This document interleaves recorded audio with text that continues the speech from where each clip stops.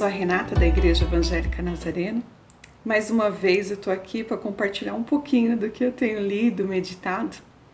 Hoje vou falar sobre um tema, identidade, né? Quem somos? Quem estamos nos tornando? Né? O que pode ser que nós viremos a ser? Né? E eu quero fazer essa meditação em 1 João, no capítulo 3, eu vou ler os 2 primeiros versículos. Vejam como é grande o amor que o Pai nos concedeu, sermos chamados filhos de Deus, o que de fato somos. Por isso o mundo não nos conhece, porque não o conheceu. Amados, agora somos filhos de Deus, e ainda não se manifestou o que havemos de ser. Mas sabemos que, quando Ele se manifestar, seremos semelhantes a Ele, pois o veremos como Ele é. Então eu gostaria de meditar um pouquinho com vocês, pensando na questão da identidade, né?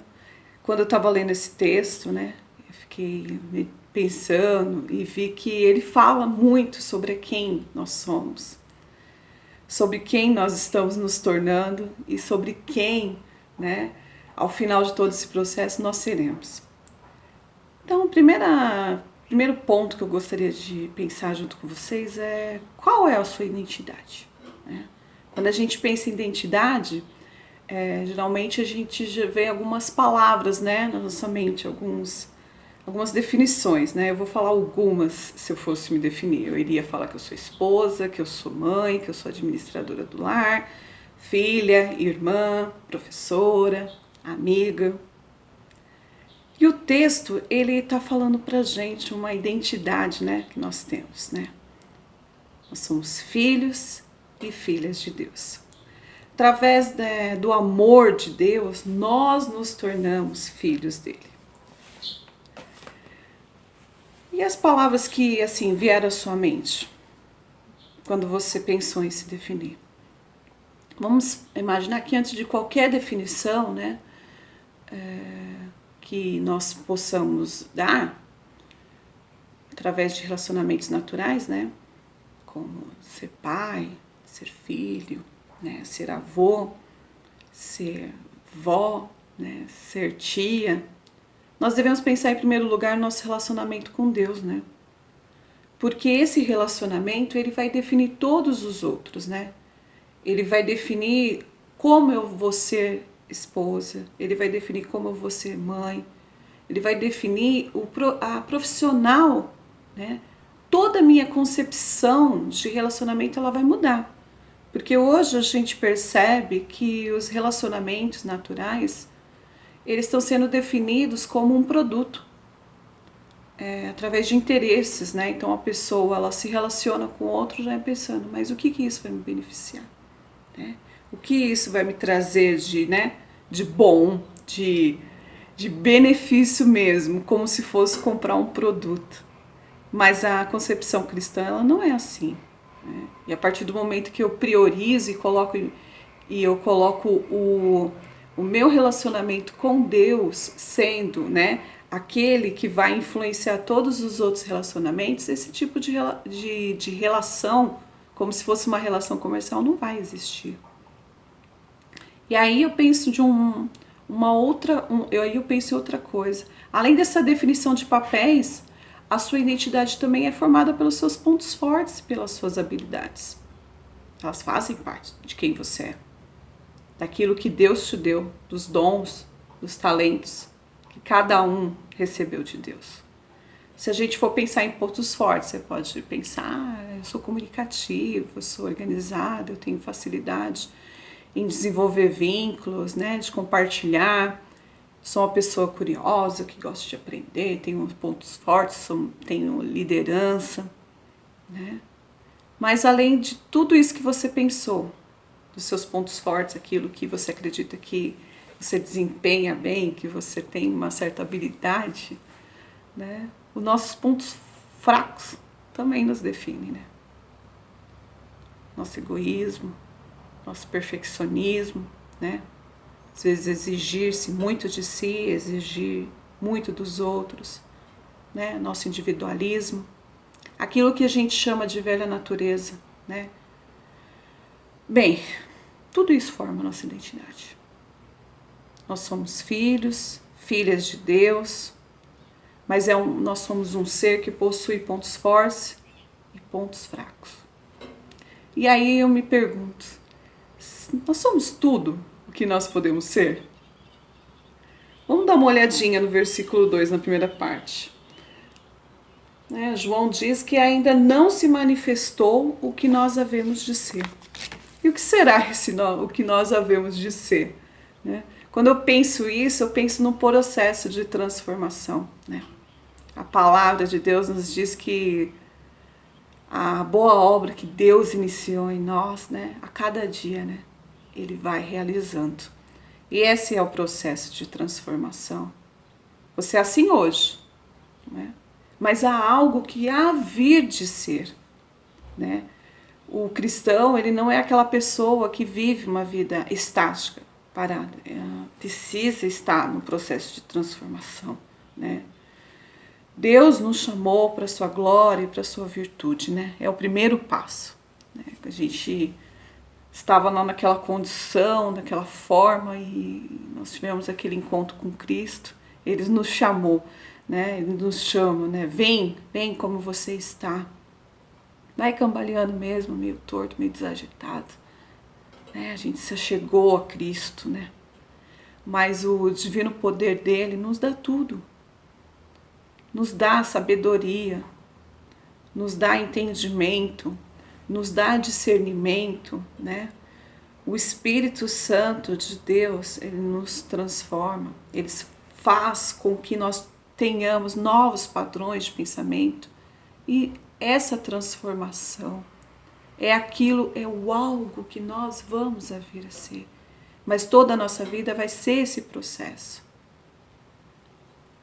E é através do pleno conhecimento de Deus, conhecendo a Deus. Quanto mais conheço a Deus, quanto mais eu me relaciono com Deus, mais a natureza de Deus se manifesta através de mim. E a vida de Jesus Cristo, ela é o nosso ideal. Ele é o nosso modelo. É como nós devemos viver, Nós vamos perceber que ninguém que viveu junto com Cristo permaneceu da mesma forma. Vamos tomar o exemplo do apóstolo Pedro, como ele era. Quando aquela pessoa, eu falo do apóstolo Pedro porque eu me identifico um pouco com ele, o jeito dele. Às vezes fala as coisas sem pensar, aquela naturalidade, aquela espontaneidade. Mas o processo que ele passou de transformação, o mesmo Deus que transformou a vida daqueles pescadores, o mesmo Deus que, se você ler ao longo de todo o Novo Testamento, todas as pessoas que se encontraram com Cristo, que verdadeiramente abriram seu coração para Ele, tiveram suas vidas transformadas. E Deus é o mesmo ontem. A palavra diz, Jesus é o mesmo ontem, hoje e para sempre. Esse mesmo Jesus, ele quer nos transformar. E aí eu chego no meu terceiro ponto aqui. Você será tudo aquilo que Deus projetou. Tá lá, no versículo 2 que eu li, a segunda parte. Fala que, mas nós sabemos que quando Ele se manifestar, nós seremos semelhantes a Ele. João nos diz que nós seremos semelhantes a Ele, pois nós veremos como Ele é. Toda limitação hoje, o pecado que nos separa de Deus, essa velha natureza, aquelas coisas que a gente tenta esconder, da nossa identidade, aqueles pontos fracos, não vai existir mais. Porque a plena transformação, esse processo, ele vai chegar à sua conclusão. Porque hoje nós conhecemos a Deus em parte. Em 1 Coríntios 13, 12 diz sobre isso. E o Renato Russo soube traduzir isso muito bem na música Monte Castelo, quando ele diz que agora vejo em parte, mas então veremos face a face, porque não haverá mais barreiras. Nada mais vai impedir do nosso pleno conhecimento de Deus, porque a gente vai vê-lo como Ele nos vê. E quando isso acontecer, vai ser a nossa inteira transformação. Porque eu vou conhecer a Deus como eu sou conhecido. Nós seremos semelhantes a Ele. A nossa imagem e a nossa semelhança, aquilo que a gente já tem hoje, um pouco. Não é? Porque muitas coisas nos impedem de nós sermos a completa imagem e semelhança de Deus. Mas isso que nos impede, nosso pecado, né? Essa pequena barreira, ela vai ser removida. Eu queria finalizar lendo uma frase que consegue definir tudo isso essa pequena meditação que eu trouxe hoje para vocês. Eu não sou quem eu gostaria de ser. Eu não sou quem eu poderia ser. Ainda. Eu não sou quem eu deveria ser. Mas graças a Deus, eu não sou mais quem eu era. Essa frase é do pastor batista Martin Luther King. Então eu queria que hoje você pensasse nessas 3 coisas. Quem você é? Através do amor de Deus, você se tornou filho de Deus. Você está em processo de transformação. Você ainda não é tudo o que você deveria ser. E essa transformação é através do seu relacionamento íntimo com Deus, com seus irmãos e irmãs, com aqueles que estão à sua volta. E por último, você vai ser tudo aquilo que Deus projetou. Que Deus nos abençoe. Agradeço demais mais essa oportunidade de estar podendo compartilhar um pouquinho com vocês. Um abraço.